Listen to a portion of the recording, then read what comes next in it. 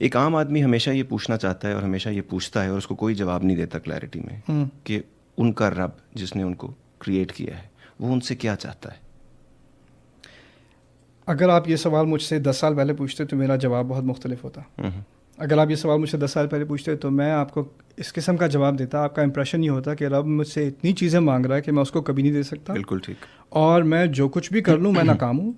میں ایک گنہگار اور گھٹیا انسان ہوں اور چانسز 99.9% یہی ہیں کہ میں جہنمی ہوں. ٹھیک. اور اتنا ہی ڈرا ہوا ہے. یہی بدقسمتی ہے میری کہ میرا رب جو ہے اس نے بہت ہی زیادہ بھاری کام مجھ سے کروانے اور وہ میں ایک تو میں کر نہیں سکتا اور کر بھی لیتا تو شاید اس میں کوتاہی اتنی ہوتی کہ وہ قبول نہ ہوتے. لیکن الحمدللہ آپ نے یہ سوال 10 سال بعد پوچھا ہے. یہ خدا نے ہم کو ملایا, یہ ایک وقت پہ ہے جہاں پر میں بھی وہ سیڑھیاں چڑھ رہا ہوں شعور کی, اور ساتھ ساتھ آپ کو بھی. اسی لیے میں نے چاہا کہ میں آپ سے یہ پوچھوں. تو اس سے میں 2-3 چیزیں آپ کے سامنے رکھ دوں. پہلی بات, یرید اللہ لیخفف عنکم وخلق الانسان ضعیفا, سورۃ النساء. اللہ تعالیٰ کہتے ہیں اللہ تعالیٰ چاہتا ہے کہ خاص تمہارے لیے زندگی کو ہلکا کر دے. لیخفف عنکم, تم پر سے بوجھ اٹھا کر تمہارے لیے چیزیں ہلکی کر دے. وخلق الانسان ضعیفا, اور انسان کو تو کمزور ہی بنایا گیا تھا. یعنی اگر تم طاقتور ہوتے تو تم پر بھاری بوجھ ڈالے جاتے, تم پر تو ہلکا بوجھ ڈالا گیا. دوسری بات, الا من رحم ربک ولذلک خلقہم, سوائے ان لوگوں خاص لوگوں کے بارے میں بات کی جا رہی ہے جو جنت میں جائیں گے, کہ جن کو اللہ تعالیٰ نے رحم دیا. ولذلک خلقہم, اور اسی لیے تو انہیں بنایا تھا, جنت کے لیے ہی بنایا تھا. تیسری بات, اولئک هم الوارثون الذین یرثون الفردوس هم فیہا خالدون, سورۃ المؤمنون کی آیات ہیں کہ جنت کا جو سب سے اعلیٰ درجہ ہے اس کو فردوس کہا جاتا ہے. اب ہم تو یعنی اگر ہمیں کہیں وہاں سے ہوا بھی مل جائے تو بڑی بات ہے, یہ تو بہت ہی اونچی جنت کی بات ہو رہی ہے. کہا گیا یرثون الفردوس, ان کو وہ فردوس وراثت میں ملے گی. آپ مجھے یہ بتائیں وراثت میں کب چیز ملتی ہے؟ جب آپ ہی کی بنتی ہو. آپ ہی کی بنتی ہو تو وراثت میں ملتی ہے, وقت پہ ملتی ہے. تو اس کے بارے میں ایک بڑی مشہور حدیث ہے رسول صلی اللہ علیہ وسلم کی, صحیح حدیث ہے. وہ یہ کہ اللہ تعالیٰ نے تمام مسلمان کے لیے, تمام انسانیت کے لیے فردوس میں گھر بنایا ہے. ہر انسان کے لیے اس کا اپنا گھر, کسی جنت کے کسی لو لیول میں نہیں, ہائیسٹ لیول میں اس کا گھر ابھی سے تیار ہے. خدا کوئی کام بغیر مقصد کے نہیں کرتا. اگر اس نے گھر بنایا ہے تو کس لیے بنایا ہے؟ تاکہ آپ اس میں رہیں. اللہ تعالیٰ کا پلان ہر انسان کے لیے یہ ہے, اس کا ارادہ ہر انسان کے لیے یہ ہے کہ وہ جنت میں جائے, اللہ تعالیٰ کی خوشی حاصل کرے.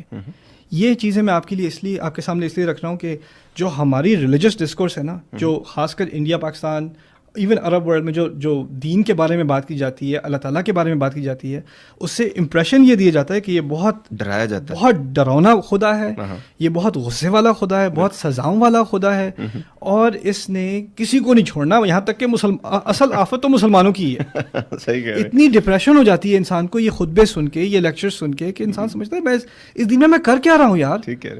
انسان دین کی طرف آتا ہے اطمینان کے لیے, سکون کے لیے, اور یہ چیزیں سن کر انسان ڈسٹرب ہو جاتا ہے اور پھر obsessive compulsive ہو جاتا ہے. نماز پڑھی, پتہ نہیں نماز قبول بھی ہوئی کہ نہیں, میں اتنی کوتاہی, اللہ تعالیٰ تو یہ بھی قبول نہیں کرے گا, وہ بھی قبول نہیں کرے گا. لوگ میرے پاس آتے ہیں, پہلی بات یہ کہتے ہیں آپ بہت اچھے ہیں, میں بہت گناہ گار ہوں, آپ میرے لیے دعا کریں.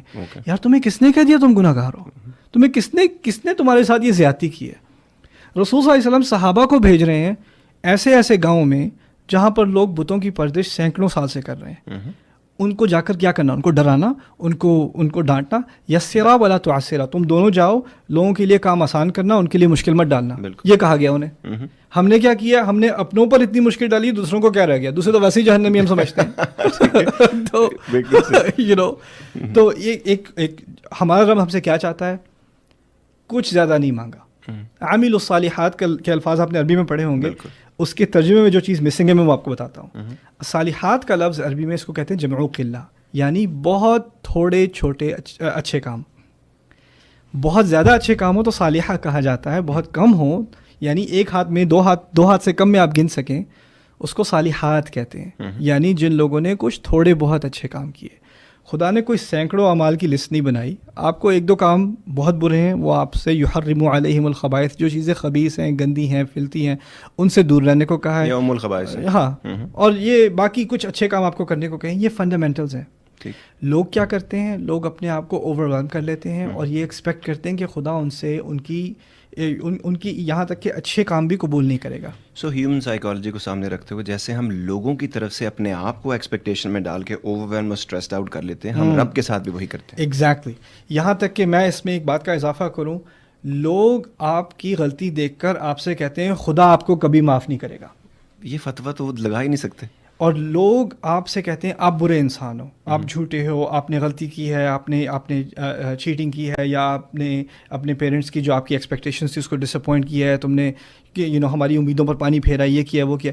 لوگ آپ سے امید ہٹا لیتے ہیں. جب لوگ آپ سے امید ہٹا لیتے ہیں تو آپ کے دماغ میں ایک کانسیپٹ یہ آتا ہے کہ شاید خدا نے بھی مجھ سے امید ہٹا لی ہے. ایسا کبھی نہیں ہوتا. لوگوں کے امپریشن کو آپ خدا کے امپریشن سے کنفیوز نہ کریں. بالکل ٹھیک.